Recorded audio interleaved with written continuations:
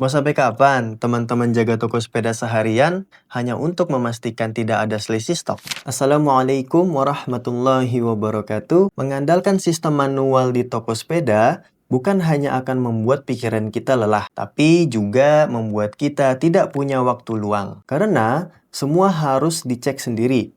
Padahal dengan aplikasi iPos, semua data stok dan keuangan bisa kita pantau dengan akurat. Di video kali ini, saya, Arfan, akan menunjukkan penggunaan aplikasi kasir iPos 5 profesional di toko sepeda. Saya akan bahas bagaimana alur kerja lengkapnya khusus untuk kebutuhan toko sepeda teman-teman semua. Silahkan disimak sampai selesai. Trigonal Tutorial. Langkah pertama yang harus teman-teman lakukan yaitu menginput data item. Teman-teman bisa buka menu master data, kemudian daftar item. Kemudian klik tambah item baru di bagian bawah. Nah, lalu di sini kita input item sepedanya. Tipe itemnya barang ya, karena barang tersebut atau sepeda tersebut nanti kita beli dari supplier, kemudian kita jual ke pelanggan. Misalnya di toko teman-teman ada jasa ya, seperti jasa servis, jasa pasang, dan jasa yang lainnya, itu nanti bisa membuat item baru dengan tipe itemnya itu jasa, gitu ya. Nah, ini kita input dulu untuk barangnya yang kita jual, yaitu kode itemnya, contoh sepeda BMX ya, kode itemnya BMX01. Untuk kode item boleh huruf, boleh angka, atau boleh juga gabungan dari huruf dan angka ya teman-teman. Nama sepedanya kita isi sepeda BMX1 tuh ya. Kemudian untuk jenisnya di sini misalnya alat aja ya. Namun kalau misalnya nanti teman-teman mau menambahkan jenisnya bisa klik tombol plus yang ada di sebelah kanan kolom jenis ini ya. Nah, lalu klik tambah baru, lalu masukkan kode dan keterangan jenisnya. Kemudian kita isi mereknya. Merek ini opsional, boleh diisi boleh tidak. Namun kalau teman-teman mau isi misalnya mereknya itu BMX-nya, perlu ditambahkan baru ya. Oke, BMX, lalu disimpan. Oh, ini sudah ada ya. Nah, ini karena sudah ada, jadi kita pilih aja langsung BMX ya. Setelah itu untuk raknya boleh diisi boleh tidak. Untuk HPP System kita menggunakan FIFO ya, first in first out. Jadi barang yang masuk pertama, dia nanti akan dikeluarkannya itu pertama. Setelah itu untuk keterangan, dia opsional juga sifatnya ya, boleh diisi, boleh tidak. Kalau mau diisi mungkin bisa diisi spesifikasi dari sepeda BMX tersebut ya, itu bisa diisi di kolom keterangan. Kemudian untuk status jual, kita pilih yang masih dijual. Lalu untuk pilihan serialnya tidak perlu kita centang karena barang tersebut bukan elektronik. Lalu kita langsung masuk ke satuan dan harga jual. Saya ingin mencontohkan sepeda BMX ini hanya kita jual menggunakan satu satuan aja, yaitu satuan piece atau per unit gitu ya. Nah, di sini bisa disesuaikan satuan dasarnya yaitu piece aja ya, per satu piece. Kemudian harga pokoknya atau harga modalnya kita isi di sini misalnya 2.500.000. Kemudian harga jualnya misalnya kita jual 4 juta contoh ya. Kemudian kalau tidak ada yang perlu diisi lagi, kita lewati saja. Nah, lalu kita masuk ke lain-lain. Nah, ini bisa juga disesuaikan ya kalau misalnya nanti ingin ada stok minimumnya agar ada remindernya ya. Jadi kalau misalnya item tersebut stoknya sudah mencapai stok minimum, maka nanti dia akan ada remindernya. Dan juga untuk suppliernya bisa diisikan kalau misalnya membeli sepeda BMX tersebut hanya dari satu supplier saja. Gitu. Jadi kalau misalnya membeli sepeda BMX tersebut lebih dari satu supplier, maka suppliernya di sini sarannya dikosongkan, gitu ya. Lalu untuk akuntansi tidak perlu diubah lagi ya, karena sudah bawaan dari programnya, sudah disetting. Lalu masuk ke data pendukung pajak. Nah, ini juga boleh diisi ya kalau misalnya barang tersebut terkena pajak. Ini sebagai pencatatan saja ya. Kalau sudah, di sini kita bisa klik simpan. Setelah kita klik simpan, otomatis itemnya sudah ada ya di sini. Nah, di sini sudah ada item sepeda BMX1 nih. Nah, harga pokok dan harga jualnya sudah tampil juga. Setelah itu, di sini stoknya masih 0 ya, karena kita baru input itemnya aja, belum kita input stoknya. Nah, untuk cara input stoknya, kita bisa buka menu persediaan, kemudian masuk ke saldo awal item. Setelah itu, di sini kita isi stok dari item yang sudah kita input tadi. Misalnya tadi BMX ya. jumlahnya bisa kita sesuaikan. Jadi pada saat awal kita menggunakan program, itu stok untuk item BMX1 ini ada berapa? Contoh misalnya ada 10 unit. Jadi per unitnya itu harga pokoknya di sini atau harga modalnya 2.500.000. Maka otomatis totalnya akan ada 25 juta. Nanti untuk item lainnya itu bisa diisikan juga di bagian bawah ya, untuk item yang sudah diinput ke programnya. Kalau untuk item yang belum diinput ke program, dia tidak bisa diinput ya dari saldo awalnya. Jadi harus diinput dahulu. Kalau sudah, di sini yang saya contohkan satu item dulu ya, kemudian disimpan. Nah, setelah kita simpan, kita balik lagi ke daftar item, kemudian kita refresh, otomatis di sini stoknya sudah bertambah. Kemudian setelah itu kita masuk ke bagian akuntansi dan saldo awal perkiraan. Nah, di sini kita bisa isikan. Jadi pada saat awal menggunakan program kita wajib setting saldo awal perkiraan ini. Kenapa? Karena saldo awal perkiraan ini adalah sebagai neraca awalnya. Jadi kalau teman-teman buka menu saldo awal perkiraan, nanti akan ada dua bagian ya, atau dua sisi kiri dan sisi kanan. Sisi kiri adalah aktiva, yaitu nilai aset atau nilai kekayaan yang kita miliki. Misalnya di awal menggunakan program itu ada uang cash atau uang laci, misalnya 1 juta ya. Kemudian di bank BCA di sini tentunya bank yang kita gunakan untuk operasional ya. Nah, contoh misalnya di sini ada 50 juta saldonya ya. Lalu untuk bank-bank lain itu boleh diisikan kalau misalnya digunakan untuk operasional, tapi kalau tidak bisa dilewati, gitu ya. Lalu kalau sudah, nah di sini kalau kita lihat di akun persediaan barang dia sudah terisi 25 juta. Nah, dari mana nih? Gitu kan ya. Nah, untuk nilai dari akun persediaan barang ini akan otomatis terisi karena teman-teman sebelumnya sudah isi dari menu persediaan saldo awal item. Ya, di sini ya. Nah, saldo awal item di sini atau saldo persediaan barangnya, tadi kan kita isi sepeda BMX itu 10 piece ya pada saat awal menggunakan program nih. Nah, jadi 10 piece dikali dengan harga pokok per piece-nya. Nah, per piece-nya itu atau per unitnya yaitu 2.500.000. Jadi kalau dikalikan 10 yaitu 25 juta. Nah, dia sudah otomatis tampil di akun persediaan barangnya yaitu 25 juta. Kemudian di sebelah kanan ini adalah kewajiban dan modal. Nah, kewajiban dan modal ini biasanya akan tampil ketika teman-teman mengisi saldo awal hutang ke supplier.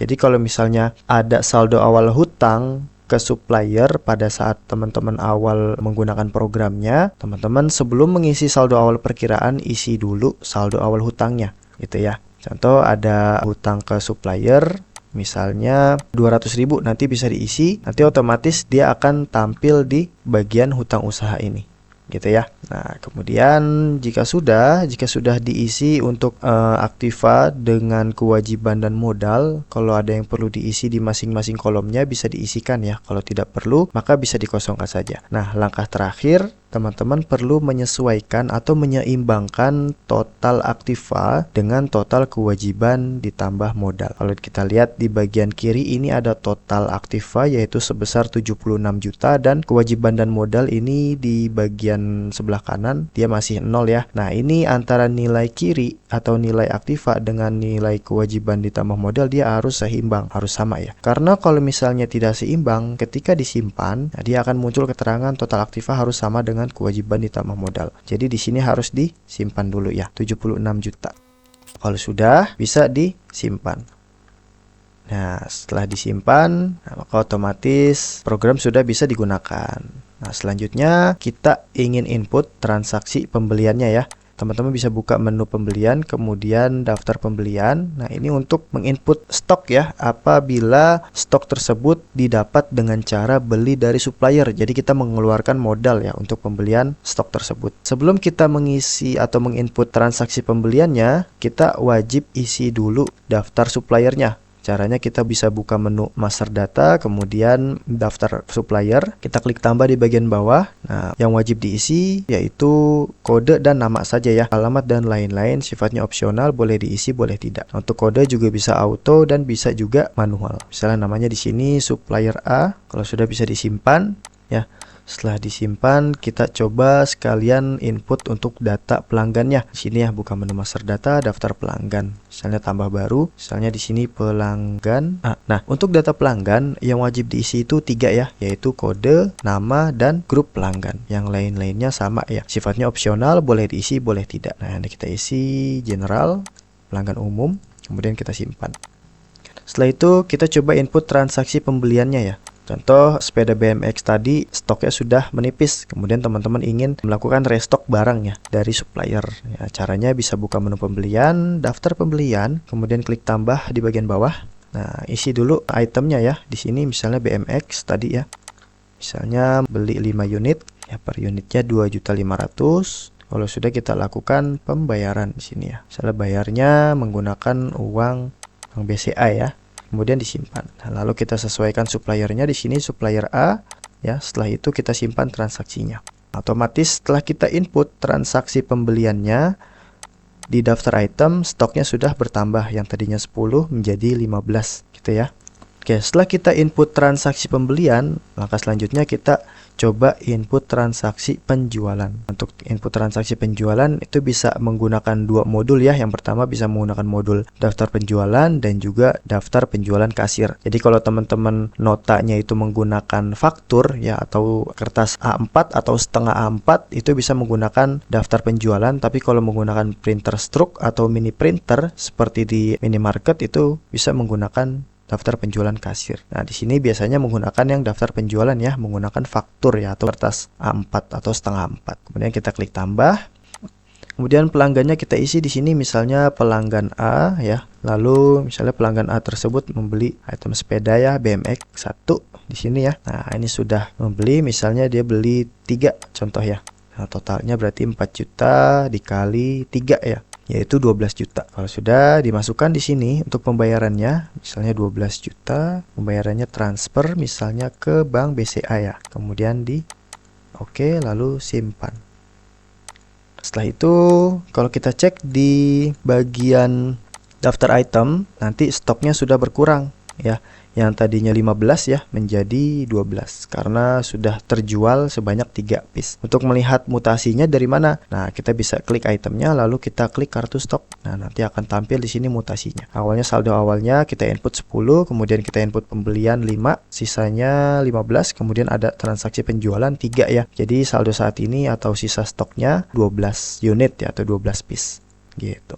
Setelah itu, buat teman-teman yang nanti ada transaksi untuk jasa servis, teman-teman bisa buat dulu ya item jasanya. Caranya kita kembali ke menu master data lalu daftar item. Di sini kita tambah item baru. Nah, untuk tipe itemnya kita pilih jasa. Kemudian di sini kode itemnya misalnya jasa 01. Nah, nama itemnya misalnya jasa servis. Misalnya ya. Nah, di sini kita pilih jasa, nah, mereknya kita bisa kosongkan. Lalu untuk satuan dan harga jualnya misalnya di sini per piece aja ya. Nah, untuk harga pokok, ini karena ini item jasa maka tidak memerlukan harga pokok ya atau harga modal. Misalnya sekali servis itu 150.000 misalnya ya. Nah, kalau sudah bisa kita simpan aja.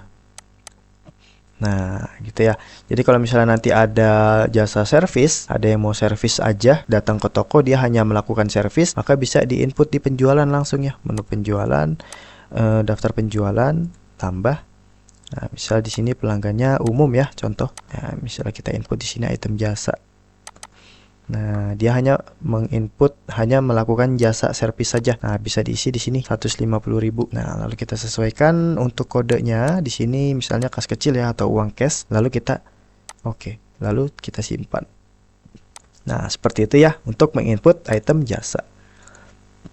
Nah, kemudian selanjutnya untuk teman-teman mungkin nanti jika ada transaksi tukar tambah, jadi dari pelanggan tuh ingin tukar barang atau tukar sepeda yang secondnya ya, lalu diganti dengan yang baru. Nah, itu nanti bisa diinput dari menu penjualan ya, kemudian tukar tambah sini ya. Kemudian bisa tambah baru. Nah, sebelum kita menginput transaksi tukar tambahnya, kita perlu menginput item barang secondnya dulu. Ya, jadi barang second yang dibawa oleh pembeli, kita harus input dulu dari menu master data daftar item. Sini ya. Kita isi dulu, kita tambah baru di sini untuk sepeda yang bekasnya atau sepeda secondnya. Misalnya sepedanya itu Polygon ya, Polygon 01. Kemudian nama itemnya sepeda Polygon. Oke, kemudian jenisnya di sini kita pilih alat, lalu mereknya di sini kita tambah baru ya, Polygon. Di sini juga Polygon. Ya. Kalau sudah kita pilih Polygon. Untuk satuan harga jualnya, misalnya di sini satuan dasarnya piece ya. Harga pokoknya contoh 1.500.000. Ini kalau untuk ini harga barunya yaitu di sini misalnya 3 juta ya. Oke, tidak 3 juta. Oke, kalau sudah kita bisa input di transaksi tukar tambahnya. Ya, kita masukkan di sini Polygon ya. Coba Polygon. Nah, ini sudah ada ya. Ini jumlah in adalah jumlah item yang masuk. Ya, di sini kita hargai sebesar 1.500.000. Tapi kalau misalnya ingin diubah, contoh misalnya sepeda tersebut yang second atau yang bekas kita hargai misalnya 2 juta. Nah, ini bisa diubah saja di sini 2 juta ya. Tergantung kondisi dari barang tersebut. Kalau sudah, kita masukkan jumlah outnya di sini. Jumlah outnya misalnya dia mau beli atau mau tuker dengan sepeda BMX. Ya, BMX. Nah, ini kan sepeda BMX harganya 4 juta ya. Jadi kalau sepeda yang lama atau sepeda yang secondnya milik pelanggan tersebut kita hargai seharga 2 juta. Kemudian sepeda BMX yang ada di toko kita harganya 4 juta. Jadi selisihnya itu 2 juta ya. Nah, jadi nanti pelanggan hanya perlu membayar sebanyak atau sebesar 2 juta rupiah. Kalau sudah, kita bisa klik bayar di bagian bawah. Nah, untuk pembayarannya bisa disesuaikan ya. Kalau tunai bisa diinput di kolom tunai. Namun kalau transfer bisa diinput di kolom kartu debit di sini ya, 2 juta. Kemudian kita pilih banknya Mandiri. BCA ya. Kita simpan. Nah, transaksi sudah berhasil disimpan. Otomatis nanti kalau kita cek di daftar item, nah di sini untuk sepeda BMX dia sudah berkurang lagi ya menjadi 11 stoknya. Lalu untuk sepeda Polygonnya kita mendapatkan 1 ya dalam kondisi bekas atau second gitu ya. Nah, itu untuk input transaksi tukar tambah. Oke, setelah itu kalau sudah, jika nanti di tokonya teman-teman itu ada item yang ingin diretur ke supplier, maka teman-teman bisa input dari menu pembelian lalu retur ya.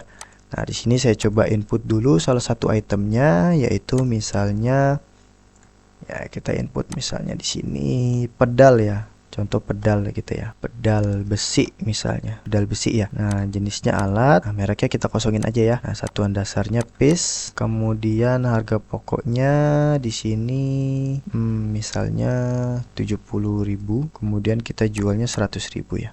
Kalau sudah disimpan, oke, lalu kita input dari pembelian item tersebut. Misalnya kita input item tersebut pedal ya.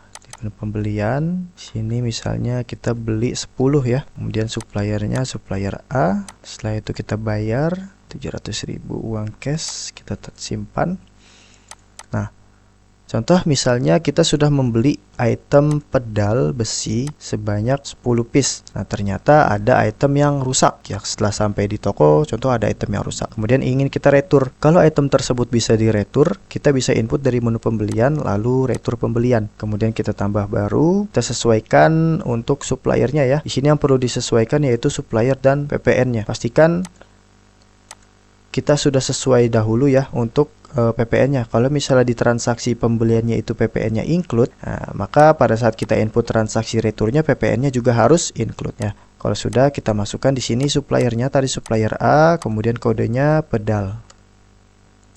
Nah, tadi kita beli 10 piece ya. Ya, kita isi di sini 2. Oke, lalu kalau sudah bisa kita simpan. Nah, nanti otomatis di bagian bawah ini dia untuk keterangannya itu bisa disesuaikan ya. Kalau misalnya dikembalikan uang, maka otomatis tampil di kolom tunai ini gitu. Nah, di sini contoh misalnya dikembalikan uang 140.000 ke kas kecil, maka nanti kas kecil kita akan bertambah sebanyak 140.000. Tapi kalau misalnya nanti contoh transaksi pembeliannya ini dia belum lunas atau bayarnya itu tempo, nanti dia tampilnya itu bukan di kolom tunai tapi di potong hutang. Jadi akan mengurangi nominal dari transaksi pembelian tersebut. Ya, jadi kalau misalnya ini transaksinya itu 700.000, kemudian ada kita retur sebanyak 2 piece yaitu 140.000, maka 700.000 nanti akan dikurangi 140.000. Jadi nanti sisa hutang kita yaitu Jadi 700.000 dikurangi 140.000 berarti 560 ya. Ya, 560.000. Nanti sisa hutang kita gitu ya. Karena ini berhubung transaksi pembeliannya sudah lunas, maka ketika kita input di retur pembelian, nilainya itu terinput di kolom tunai gitu ya. Kalau sudah kita simpan.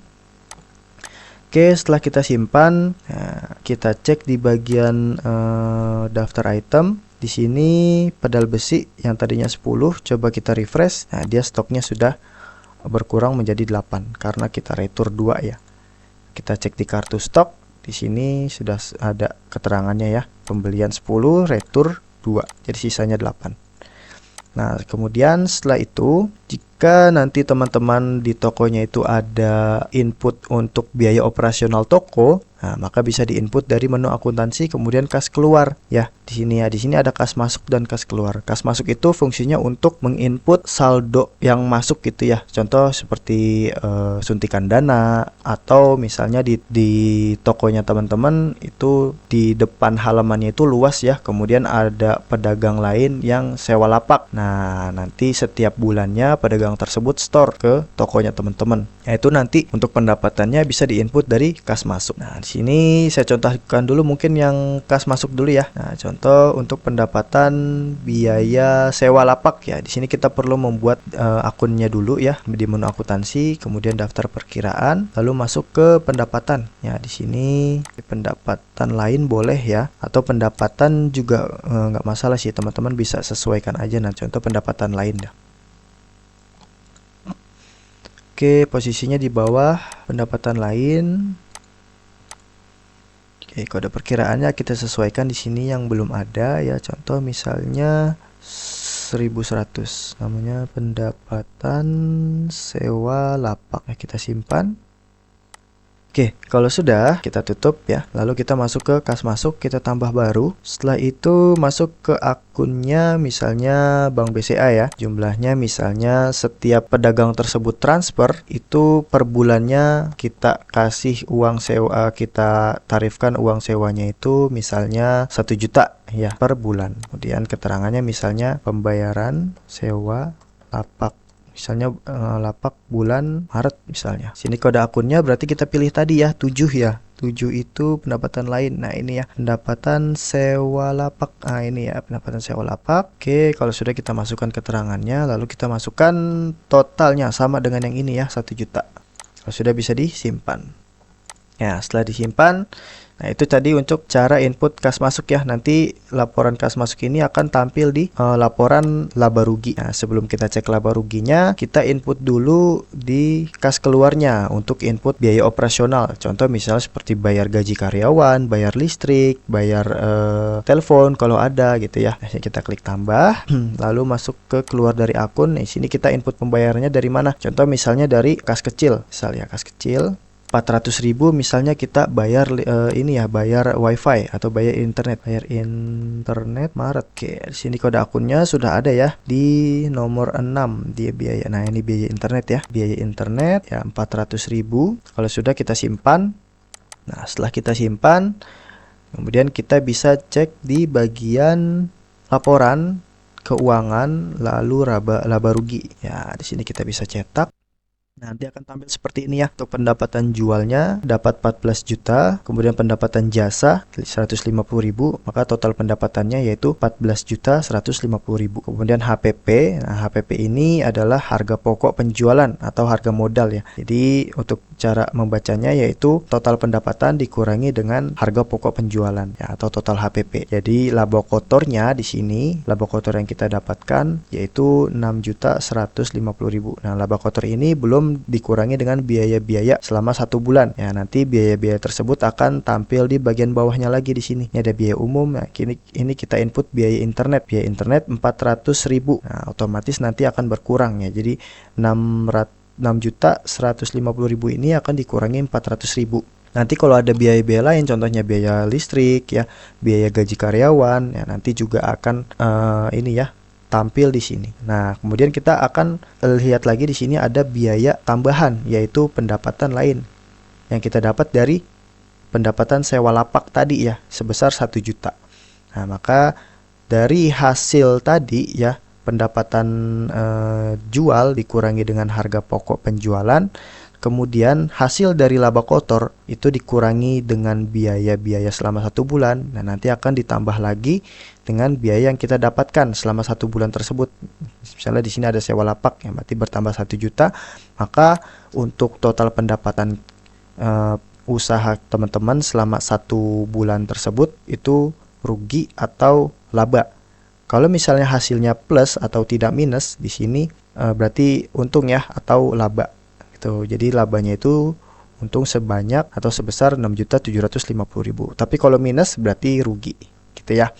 Untuk cara membacanya. Tadi kita sudah bahas input untuk transaksi retur. Ya, gimana kalau misalnya ada item yang rusak tapi nggak bisa diretur. Nah, itu teman-teman bisa input dari menu persediaan, kemudian daftar item keluar.